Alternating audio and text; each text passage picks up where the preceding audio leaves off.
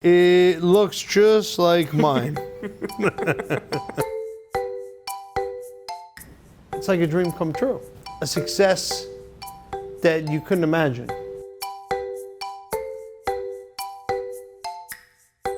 You have to take the same amount of pride in cleaning the toilet bowl as you do in making a 5-tier wedding cake. If you have that attention to detail and you put your heart and soul into everything you do, whatever you do, you're gonna be successful at.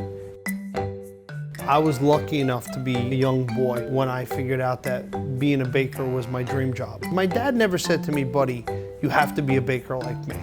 He said to me, son, you're a man, you're gonna have to wake up in the morning, you're gonna have to go to work. When I make a cake, it's what I call I go into a zone. And then all of a sudden, you know what? The cake's in front of me and my focus is laser sharp. I don't hear anything else around me. And it's just me and the cake. And I'm just putting everything I have, my heart, my soul into it. Then you step back and you look at what you created and you get that feeling of wow. You get that feeling of, oh my God, I look at what I did. It's hard work. I work like an animal all the time. But if you believe in yourself and you work hard and you do it with all your heart and you wake up in the morning and you're happy to go there, you're gonna be more successful. If you have to put on a show all the time, it's too much pressure in life. I'm just a regular guy, man. Although they'll make me feel like a rock star, but I'm just a baker from Hoboken. Before I was the cake boss, I'd never understood what anxiety was until I had my first panic attack when I was like 27 years old. I was running my business and I got a million things going on and I thought my heart was gonna beat out of my chest. I went to the emergency room and they're like, you had a panic attack. And I was like, but I'm not a nervous guy.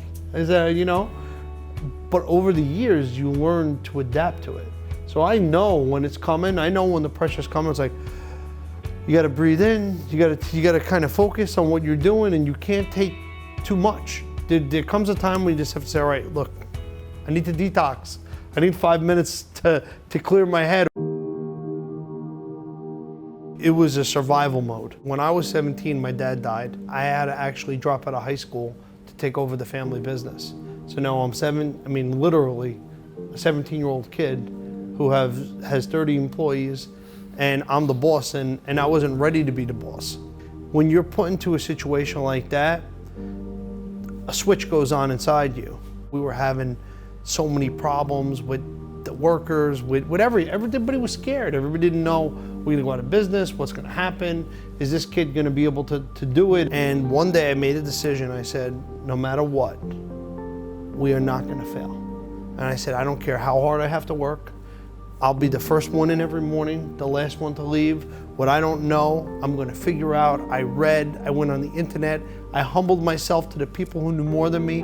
I studied, I did everything in my power to become the best. And after about 3 years, things got under control.